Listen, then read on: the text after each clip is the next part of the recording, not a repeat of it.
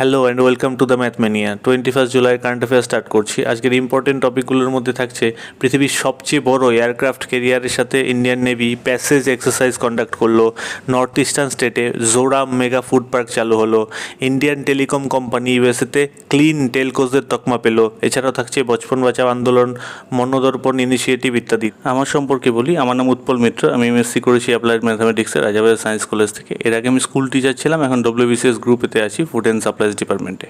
First question start করছি। Indian naval ship conducted passage exercise on 20 July 2020 with which nations Nimitz carrier strike group. বলছি Indian navy ship কী করেছে, একটা passage exercise conduct করেছে 20 জুলাইতে। কার সঙ্গে? বলছে নিমিটস ক্যারিয়ার স্ট্রাইক গ্রুপের সঙ্গে। এখানে কোশ্চেনটা হচ্ছে নিমিটস ক্যারিয়ার গ্রুপটা কোন দেশের। এই নিমিটস ক্যারিয়ার গ্রুপটা হচ্ছে ইউএসের। ওকে, ইউএসের এই নিমিটস ক্যারিয়ার গ্রুপের পুরো নাম হচ্ছে ইউএসএস নিমিটস। ইউএসএস নিমিটস হচ্ছে এই মুহূর্তে ওয়ার্ল্ডের লার্জেস্ট এয়ারক্রাফট ক্যারিয়ার। ওকে, এই ইউএসএস নিমিটস ক্যারিয়ার স্ট্রাইক গ্রুপের সঙ্গে ইন্ডিয়ান নেভির 4টে নেভি শিপ ছিল। কী কী ছিল? INS Rana, INS Sahyadri, INS Shivalik আর আইএনএস কামুর্তা। এই 4টে নেভি শিপ আর ইউএসের 4টে নেভি শিপ ছিল। মোট 8খানা নেভি শিপ এই প্যাসেজ এক্সারসাইজটা কন্ডাক্ট করেছে। কোথায়? বেসিক্যালি ইন্ডিয়ান ওশেন রিজিয়নে, মানে আমাদের যে আন্দামান নিকোবর দ্বীপপুঞ্জ আছে তার কাছাকাছি এই প্যাসেজ এক্সারসাইজটা কন্ডাক্ট করেছে। এই পুরো প্যাসেজ এক্সারসাইজটা যাবে হচ্ছে, শুরুটা হয়েছিল মালাক্কা স্ট্রেট থেকে। মালাক্কা স্ট্রেট তোমরা এখানে ম্যাপে দেখতে পাচ্ছ। মালাক্কা স্ট্রেট থেকে, ছবিতে তোমরা দেখে নাও মালাক্কা স্ট্রেটটা। মালাক্কা স্ট্রেট থেকে শুরু করে যাবে হচ্ছে পার্সিয়ান গালফ অব্দি। ঠিক আছে, এই যে এই প্যাসেজ এক্সারসাইজটা কন্ডাক্ট করার পেছনে মেন উদ্দেশ্য ছিল ইন্দো প্যাসিফিক রিজনে ফ্রি অ্যান্ড ওপেন ট্রেডের জন্য, ফ্রি অ্যান্ড ওপেন ট্রেড যেন বজায় থাকে ইন্দো প্যাসিফিক রিজিয়নে। এই উদ্দেশ্যে এই প্যাসেজ এক্সারসাইজটা কন্ডাক্ট করেছে India and USA.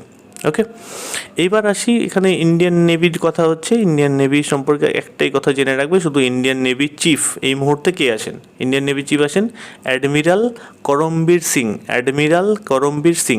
By the way, এই অ্যাডমিরালটা হচ্ছে ইন্ডিয়ান নেভির হায়েস্ট পোস্ট, অ্যাডমিরাল, বুঝে গেল, বা highest rank admiral. Okay, second question start করছি। Zoram mega food park has been launched in which of the following north eastern state.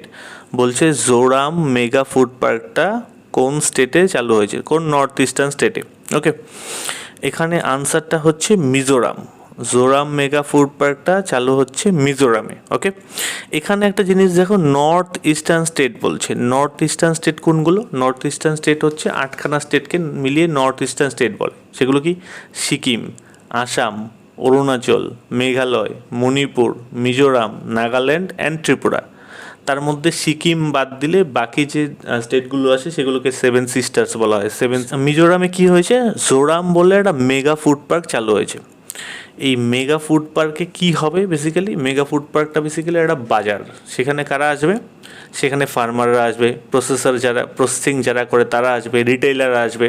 মানে এক ছাতার তলায় সবাইকে নিয়ে আসা হয়েছে, ফার্মারদের, প্রসেসরদের প্লাস রিটেইলারদের। ওকে, এতে কি হবে? এতে ওয়েস্টেজ কমবে, বিভিন্ন খাদ্যদ্রব্যের ওয়েস্টেজ কমবে, ফার্মারদের ইনকাম বাড়বে, যেহেতু মিডলম্যান নেই, ফার্মাররা ঠিকঠাক দাম পাবে, ওই জন্য ফার্মারদের ইনকাম বাড়বে। আর কি হবে? গ্রামীণ এলাকাগুলোতে যেখানে এই ফুড পার্কগুলো চালু হয়েছে বা আশেপাশে যে গ্রামীণ এলাকাগুলো রয়েছে সেখানকার লোকেদের মধ্যে কর্মসংস্থান বাড়বে, মানে বেসিক্যালি গ্রামীণ কর্মসংস্থান বাড়বে এতে। ওকে, বাই দ্য ওয়ে, মিজোরাম সম্পর্কে একটু কথা বলতে, মিজোরামের সিএম কিন্তু আমাদের খুব বেশি ইম্পর্টেন্ট না, যদি না এর মধ্যে রিসেন্ট ইলেকশন হয়ে থাকে। যদি কোনো এক্সামের আগে ইলেকশন হয়ে থাকে তখন সেখানকার মিজোরামের সিএম ইম্পর্টেন্ট হয়ে যাবে। ঠিক আছে, তার আগে শুধু এইটুকুই জানবো, মিজোরামের ক্যাপিটাল হচ্ছে আইজল। আর এই যে মেগা ফুড পার্কটা চালু হয়েছে, জোরাম মেগা ফুড পার্ক, এটা হচ্ছে under the ministry of food processing and industries. তোমরা এখানে কমেন্ট সেকশনে জানাও এই ফুড প্রসেসিং ইন্ডাস্ট্রিজের মিনিস্টার এখন কে আছেন। থার্ড কোশ্চেন স্টার্ট করছি। The United states has listed which Indian telecommunication company এবং ক্লিন টেলকোজ। বলছে ইউনাইটেড স্টেটস ভারতের কোন টেলিকমিউনিকেশন কোম্পানিটাকে ক্লিন টেলকোজের তকমা দিয়েছে। এটা দিয়েছে রিলায়েন্স জিওকে। ওকে, রিসেন্টলি ইউএসের যে সেক্রেটারি অফ স্টেট আছে মাইক পম্পেও, তিনি ঘোষণা করেছেন যে রিলায়েন্স জিওকে ক্লিন টেলকোজের তকমা দেওয়া হচ্ছে। কারণ রিলায়েন্স জিও কেন দেওয়া হচ্ছে? রিলায়েন্স জিও হুয়েই বলে চাইনিজ যে কোম্পানিটা আছে, হুয়েই ওই হুয়েইর সঙ্গে কোনো রকম ব্যবসা বা কোনো রকম বিজনেস এরা করছে না, কোনো রকম কি বলবো 5G টেকনোলজি নিয়ে হুয়েইর যে টুলসগুলো আছে সেইগুলোর কোনোটাই অ্যাকোয়ার করছে না বা কোনো রকম কি পার্টনারশিপে যাচ্ছে না হুয়েইর সঙ্গে। কোন কোম্পানিটা? রিলায়েন্স জিও। ওই জন্যই ক্লিন টেলকোসে তকমা দিয়েছে ইউএস কাকে? রিলায়েন্স জিওকে। এইবার এই হুয়েই নিয়ে চিরকালই একটা কনসার্ন ছিল। হুয়েই হচ্ছে চাইনিজ কোম্পানি, এটা নিয়ে ইউএসের সবসময় একটা কনসার্ন ছিল যে হুয়েই 5G টেকনোলজিটা আসছে তাতে সিকিউরিটি রিস্ক থেকে যাচ্ছে। তো এই জন্যই হুয়েই বা হুয়েইয়ের সঙ্গে যারা ব্যবসা করছে তাদের বেশিরভাগ কোম্পানিগুলোকে ইউএসএ রিজেক্ট করে দিচ্ছে। যেহেতু রিলায়েন্স জিও হুয়েইকে রিজেক্ট করেছে 5G টেকনোলজি রিলেটেড ইস্যুতে, ওই জন্য রিলায়েন্স জিওকে ক্লিন টেলকোসে তকমা দেওয়া হচ্ছে ইউএসের তরফ থেকে। फोर्थ क्वेश्चन स्टार्ट করছি। Bachpan Bachao Andolan India's largest movement campaigning for the rights of children was started by which of the following person. বলছে এখানে যে বচপন বাঁচাও আন্দোলনটা, যেটা কিনা ইন্ডিয়ার লার্জেস্ট ক্যাম্পেইন, কি নিয়ে? রাইটস অফ চিলড্রেন, বাচ্চাদের অধিকার নিয়ে যারা কথা বলে, সেইটা কে চালু করেছে? এটা চালু করেছে কৈলাস সত্যার্থী। কৈলাস সত্যার্থী কত সালে চালু করেছে? 1980-তে চালু করেছে এই ক্যাম্পেইনটা। কী ক্যাম্পেইন? বচপন বাঁচাও আন্দোলন। এবার কৈলাস সত্যার্থী কে? কৈলাস সত্যার্থী ভারতের হয়ে একজন নোবেল লরিয়েট, ভারতের হয়ে নোবেল পেয়েছিলেন। 2014 সালে কৈলাস সত্যার্থী নোবেল পেয়েছিলেন কিসে? পিস। পিসের জন্য নোবেল পেয়েছিলেন, বিশ্ব শান্তির জন্য নোবেল পেয়েছিলেন কৈলাস সত্যার্থী। এইবার এই বচপন বাঁচাও আন্দোলনটা সম্পর্কে কয়েকটা কথা বলে নিই। যে বচপন বাঁচাও আন্দোলন বেসিক্যালি চিলড্রেন্সদের রাইট নিয়ে কথা বলে। কী কী থাকে এখানে? Bonded labour related issue, child labour related issue, human trafficking related issue, এছাড়াও বাচ্চারা যাতে ঠিকঠাক এডুকেশন পায়, এইসব নিয়ে কথা বলে এই বচপন বাঁচাও আন্দোলনটা। রিসেন্টলি এটা নিউজে এসছে এই জন্য যে বচপন বাঁচাও আন্দোলন থেকে দিল্লি হাইকোর্টে একটা প্লি দেওয়া হয়েছিল যে যেসব বাচ্চাদের রেস্কিউ করা হচ্ছে তাদেরকে কোর্টে ডেকে এনে তাদের থেকে বয়ান রেকর্ড না করে তাদেরকে যদি হোমে রেখে সেখান থেকে ভিডিও কনফারেন্সিংয়ের মাধ্যমে যদি তাদের কথা শোনা হয়, এই জন্য একটা প্লি দায়ের করা হয়েছিল। যেহেতু COVID-19 situation recently Delhi high court এই ইস্যুতে দিল্লি গভর্নমেন্টের কাছে যে রেসপন্স জানতে চেয়েছে যে তারা এই বিষয়ে কী ভাবছে, কীভাবে কী করা যায়, এটা নিয়ে কীভাবে কী হবে, সেই ইস্যুটাই এখানে জানতে চাইছে। তো এই জন্য এটা নিউজে চলে এসছে। তো এই জন্য আমাদের কাছে বচপন বাঁচাও আন্দোলনটা ইম্পর্টেন্ট হয়ে যাচ্ছে। ওকে, এই বচপন বাঁচাও আন্দোলনটা একটা নন প্রফিট অর্গানাইজেশন আর স্টার্টেড বাই কৈলাস সত্যার্থী। এখানে বাকি অপশনগুলো দেখিনি। চন্দ্রপ্রসাদ ভাট, যিনি কিনা চিপকো আন্দোলনের সঙ্গে যুক্ত, মেধা পাটেকর নর্মদা বাঁচাও আন্দোলনের সঙ্গে যুক্ত, আর আচার্য বিনোবা ভাবে ভূদান আন্দোলনের সঙ্গে যুক্ত।